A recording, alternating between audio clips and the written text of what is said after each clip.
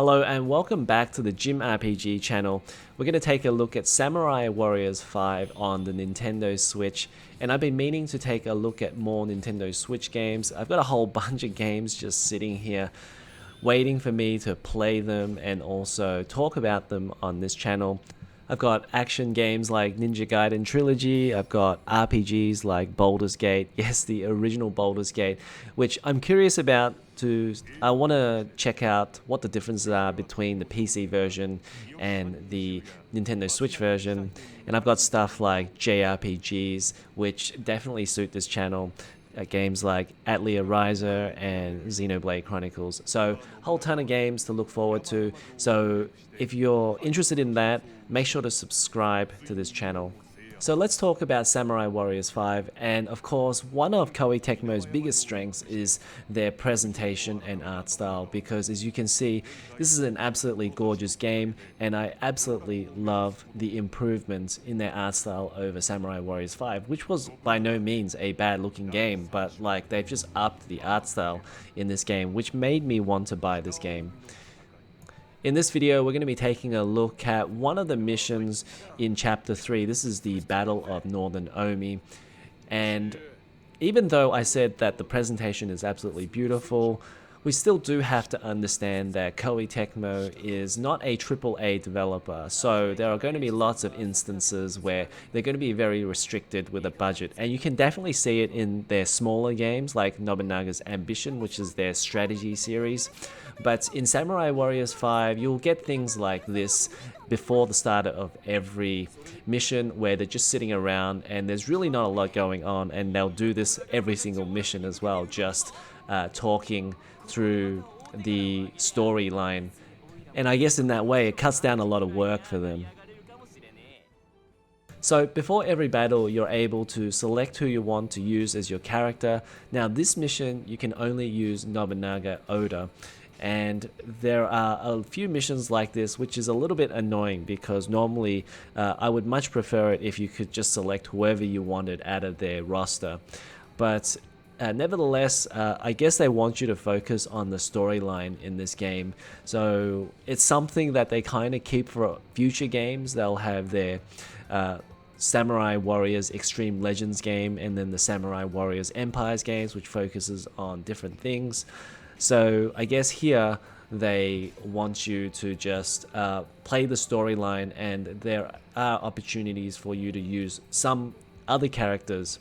But it does make it a little bit harder for you to upgrade all of those other characters, especially when you can't use them all the time.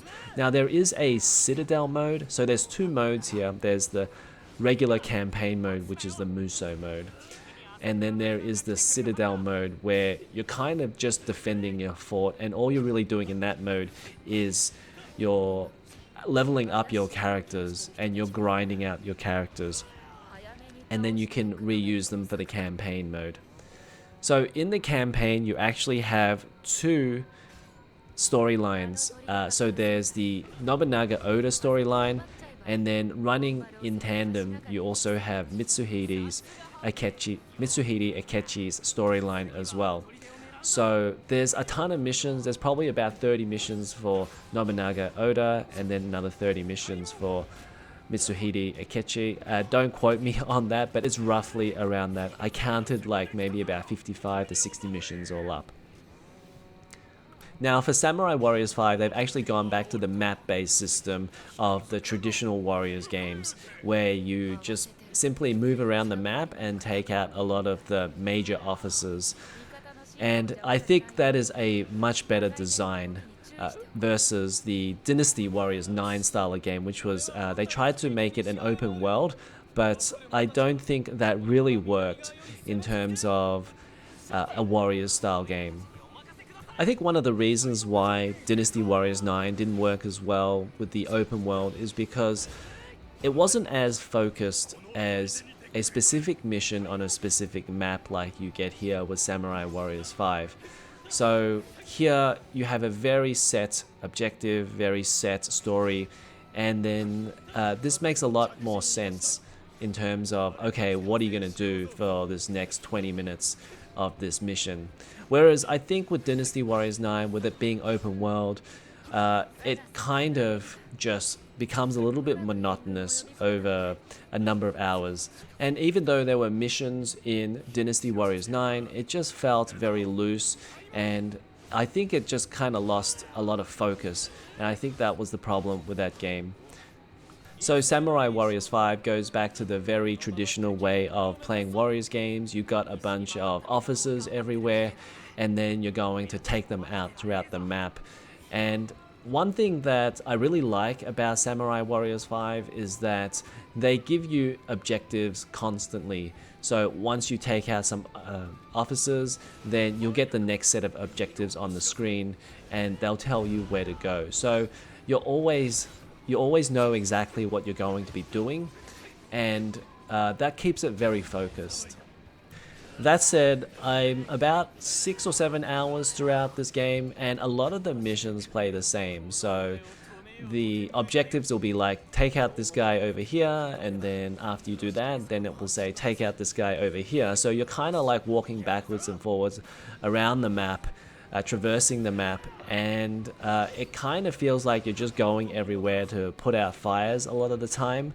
And the mission structure doesn't seem like it changes a lot. So we'll see what happens later on in the game, but I'm about halfway through Nobunaga Oda's campaign, and a lot of the missions do end up playing the same, which is not really that much of a surprise because this is a Warriors game after all. You're meant to just go and grind out enemies, you're meant to go and hack and slash your way through whatever you find.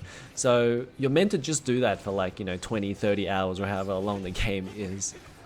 One thing I think is really interesting about the game is that there are a ton of enemies on the screen, and this is running really well on the Nintendo Switch, both on the handheld mode and also the TV mode. I didn't really find too many differences on either modes. There might be some slight slowdown in some areas in the handheld mode, but overall I found the performance really good, and there's just a ton of enemies everywhere, so I'm really surprised by the performance of this. Although I do think with this art style it certainly helps them in terms of performance. So because they use this anime cel shaded style of graphics, then I think it is a little bit less demanding than say if they went with traditional 3D models. And also because I think they're going back to the map-based formula, then they don't have to deal with the open world, which is a huge drain on CPU resources.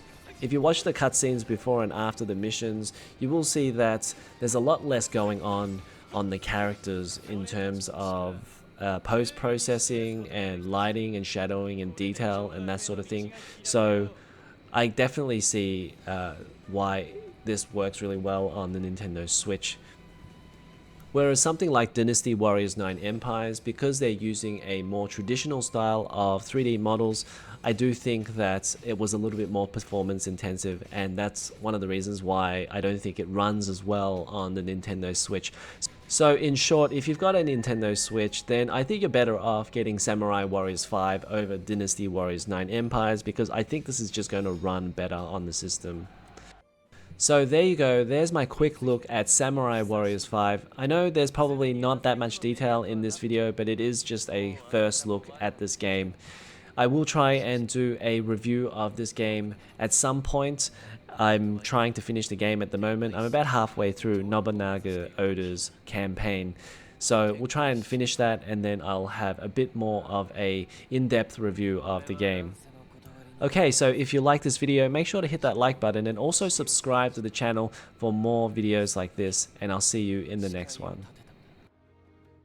大切なものすら守れぬこの乱世を壊し尽くし、天下を一から作り直すと。